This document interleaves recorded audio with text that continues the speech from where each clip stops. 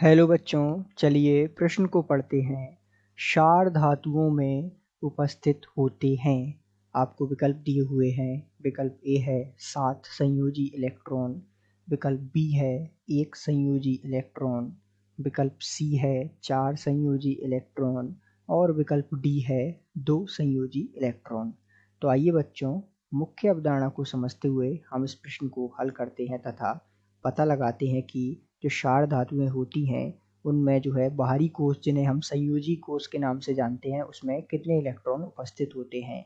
तो इस प्रश्न को हल करने के लिए मुख्य अवधारणा के रूप में एक तो हमें जो है क्षार धातुओं की जानकारी होना आवश्यक है,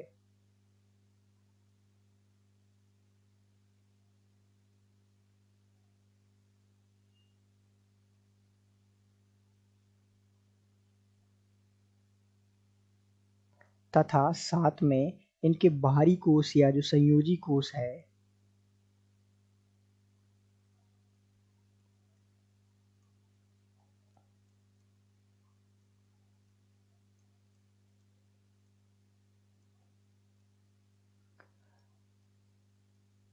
उपस्थित इलेक्ट्रॉनों की जानकारी होना आवश्यक है।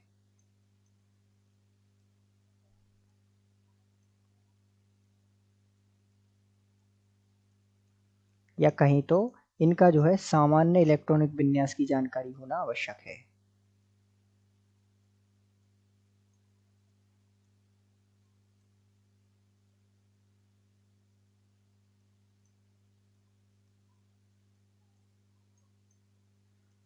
तो सामान्यतः इनका जो है सामान्य इलेक्ट्रॉन विन्यास होता है NS1, अर्थात बाहरी कोश जो होता है, संयोजी कोश जो होता है, उसमें मात्र एक इलेक्ट्रॉन जो है विद्यमान होता है। जैसा कि हम जानते हैं क्षार धातुएं होती हैं लिथियम, इसी प्रकार सोडियम, इसी प्रकार पोटेशियम तथा रुबिडियम Rb तथा सीजियम Cs और फ्रांसियम Fr।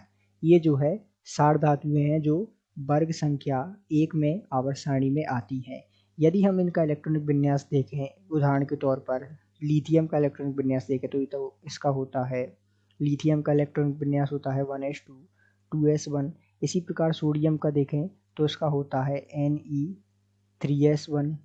इसी प्रकार पोटेशियम का देखें तो इसका होता है Ar4s1। तो इसी प्रकार बाकी सबका जो है इलेक्ट्रॉनिक विन्यास होता है। अब इनका इलेक्ट्रॉनिक विन्यास देखें तो बाहरी कोश जो है यहाँ 2s है, यहाँ 3s है, यहाँ 4s है। इन सब के बाहरी कोश में जो है अर्थात जो संयोजी कोश है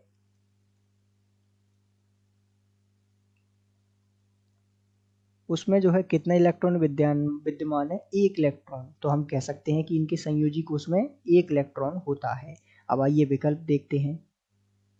तो ध्यान दीजिएगा, विकल्प जो है बी सही है, अर्थात इनके क्षार धातुओं के जो है संयोजी कोश में कितने इलेक्ट्रॉन होते हैं, एक इलेक्ट्रॉन। तो हम कह सकते हैं कि दिए गए प्रश्न का सही उत्तर विकल्प बी है।